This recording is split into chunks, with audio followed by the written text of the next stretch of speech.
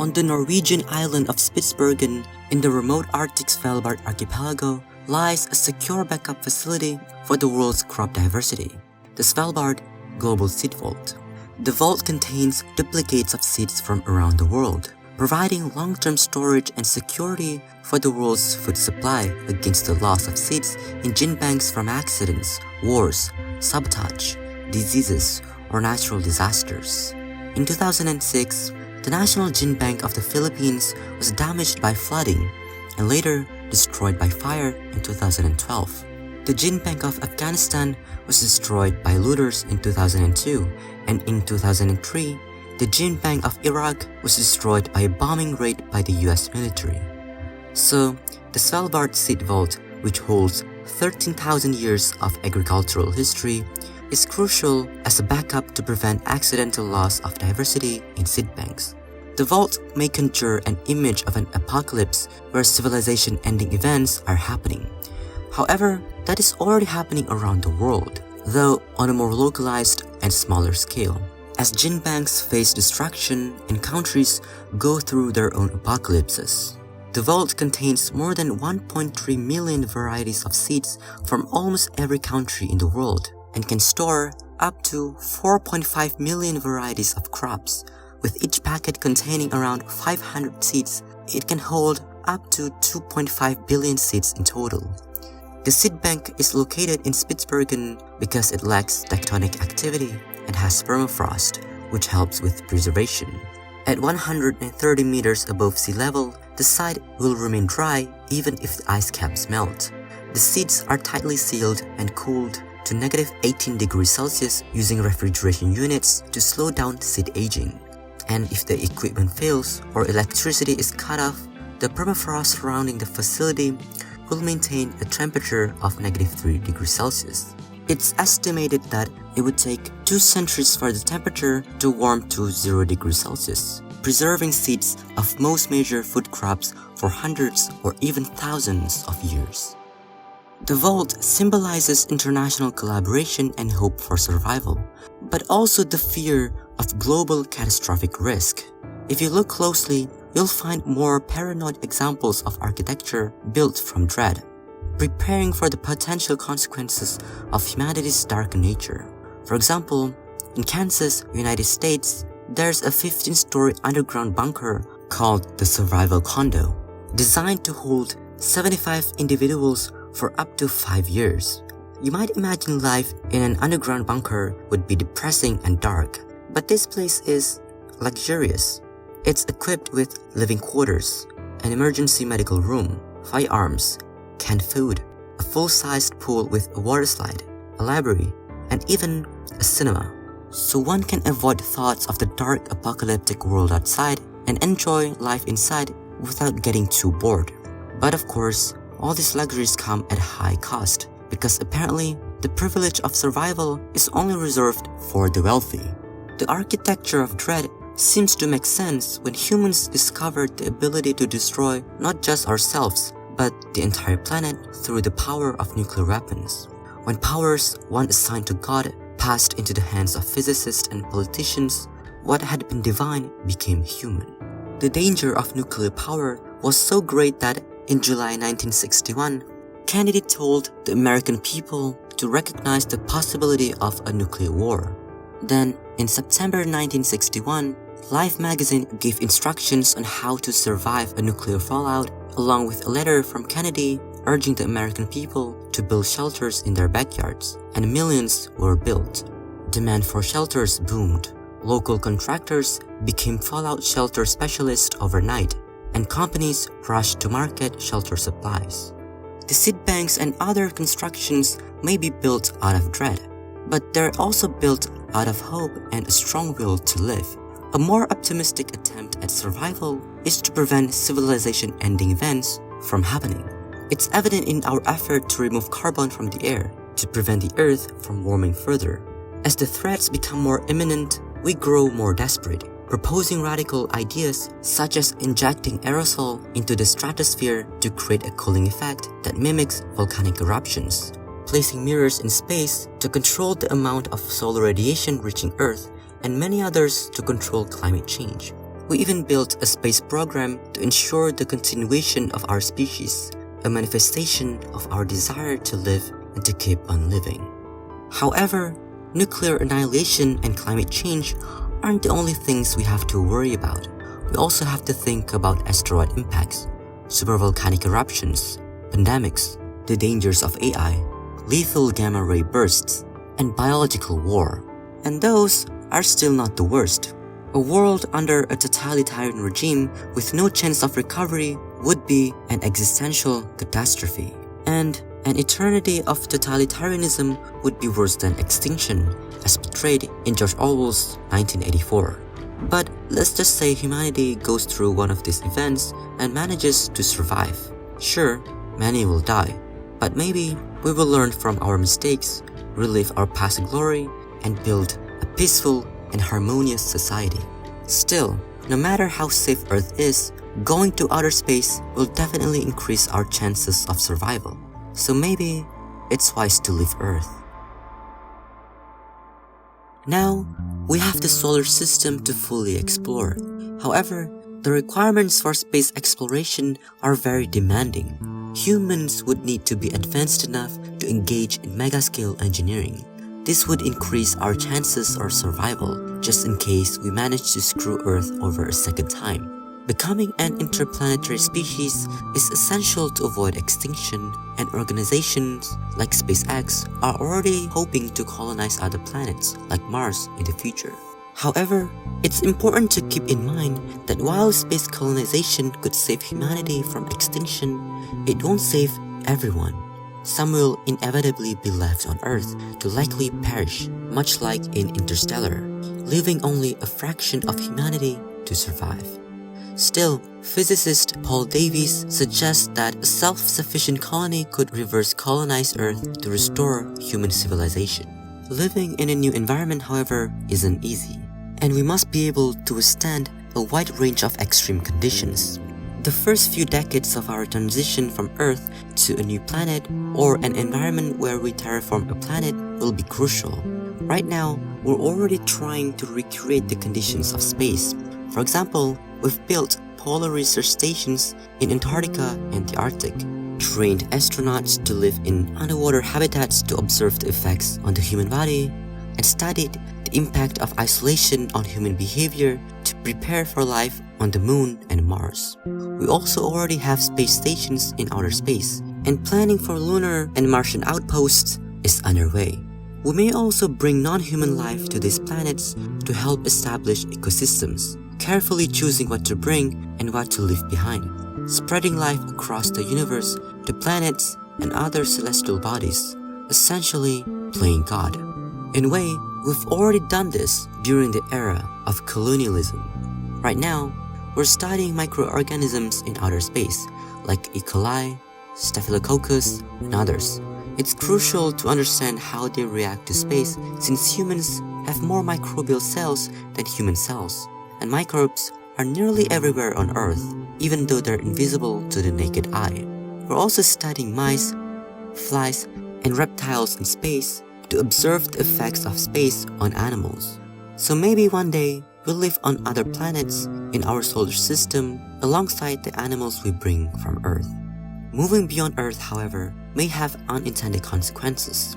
With the vast resources of minerals in outer space, humans might someday compete for dominance in space exploration. Yet, collaboration would be far more beneficial for all of humanity, as space is believed to hold rare earth metals that could drive technological, economic, and societal advancements. Since space is an uncharted territory, it's a blank canvas where humans can start anew, no longer confined by nationality and history.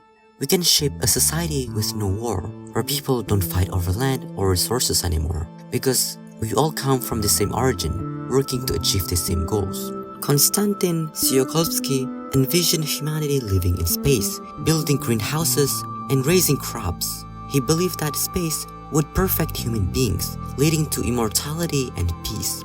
But without the right ideology, the vision may never be realized. Wherever we go, we carry the potential for existential risk with us, as it is more likely to be man-made than natural.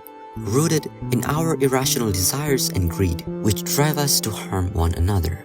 So, the way we live and the kind of ideology we adopt are crucial for our survival, even on Earth right now. Anyway, no matter what happens, the fate of Earth and the solar system is sealed. It will eventually end. For every 110 million years, the sun's luminosity increases by 1%. In 3 billion years, the sun will be 33% more luminous, turning Earth into a barren desert as we lose our oceans, leaving it to resemble present-day Venus. Life will be long extinct, and all of Earth's biosignatures will vanish. In 5 billion years, the sun will become a red giant, likely engulfing Mercury, Venus, and Earth. Even if Earth isn't engulfed, it will still be uninhabitable, as the sun will shrink into a white dwarf, plunging the remaining planets into below freezing temperatures. After the ejection of humankind from our solar system, we are left wandering in deep space. Our population reduced to what our spaceships can sustain, along with the animals we deem essential, resembling a modern-day Noah's Ark or another Earth. We set our course for the nearest star system, Alpha Centauri, approximately 4.35 light-years away, in search of warmth and energy. Depending on the technology, it can take around 165,000 years using current technology, or 43 years to reach it at 10% the speed of light. The journey will take generations to complete, and to avoid feeling homesick, we may spend our days watching videos of life on Earth or of our solar system. The elders have to accept that they may never see their future home, living their entire lives on the spaceship. Some may forget their home, Earth, and we may face problems recording history and keeping track of dates, since the journey is almost literally forever, and there's only so much space we can use to store all that data. However, that could be avoided if we find a way to spend the journey in some form of hibernation or suspended animation, allowing the majority to survive and reach the destination, a concept known as the sleeper ship. Once we're there, we can choose to live on a planet or remain in our spaceships. Living on spaceships offers us freedom to decide how far we stay from the sun and to move away as needed, especially when space hazards like meteors are detected early enough to take action, as we've done before by altering a meteor's trajectory. However, living in space will be challenging. It's violent. Stars engulf planets, supernovas fire lethal rays, and asteroids race through the vacuum. It's also freezing, with temperatures nearing absolute zero, and solar power becomes scarce and less usable as we move further from the stars. Low gravity weakens bones, causes vision problems, and disrupts our circadian rhythm.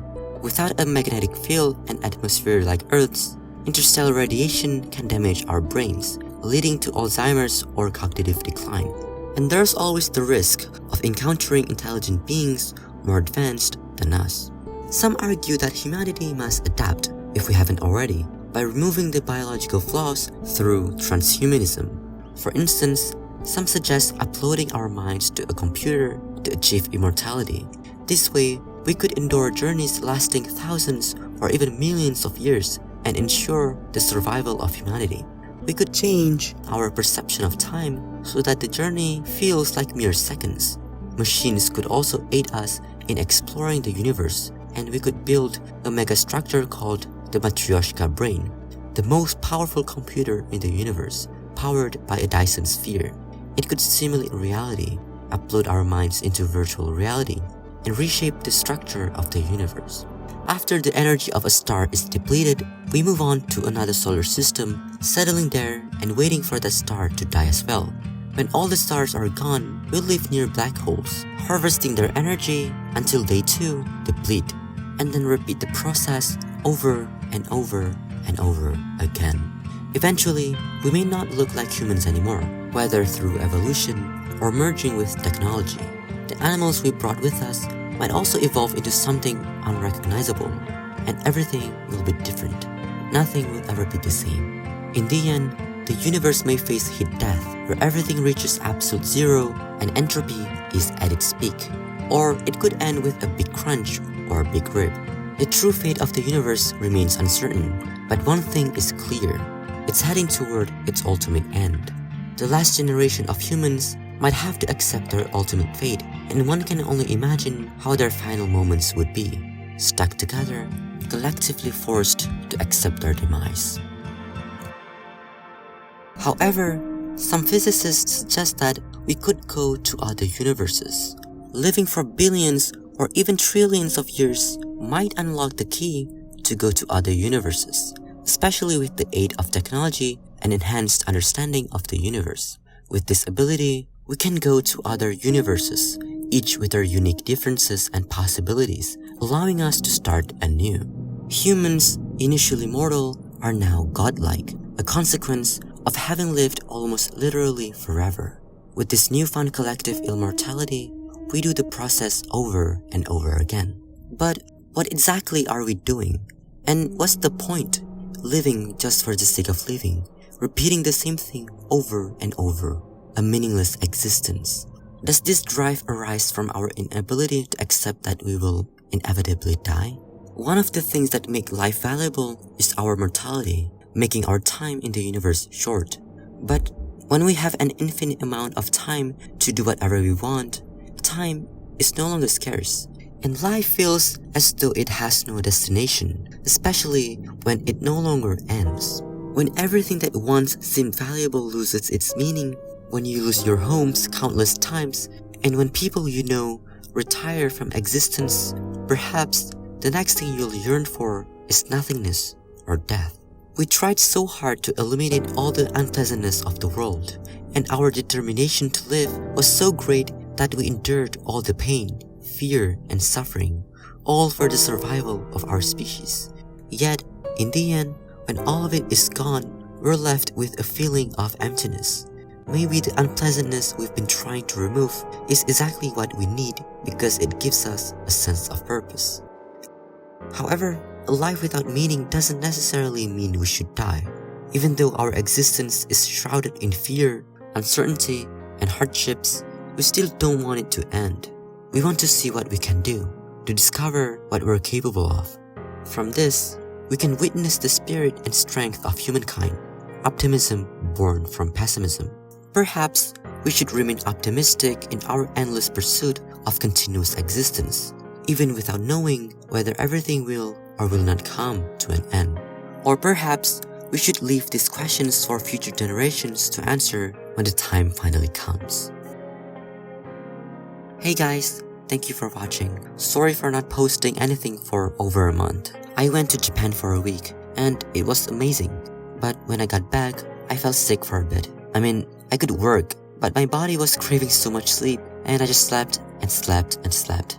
Then I had to travel for some personal stuff, which came up last minute, and it was a bit overwhelming trying to juggle everything, especially considering that this is one of my longest videos, probably the longest in terms of the notes I took to make it, so it was a bit tough. I also have to blame my procrastination habit, but yeah, I'm hoping I can work better in the future, in a more stable environment. Thanks for watching and happy autumn.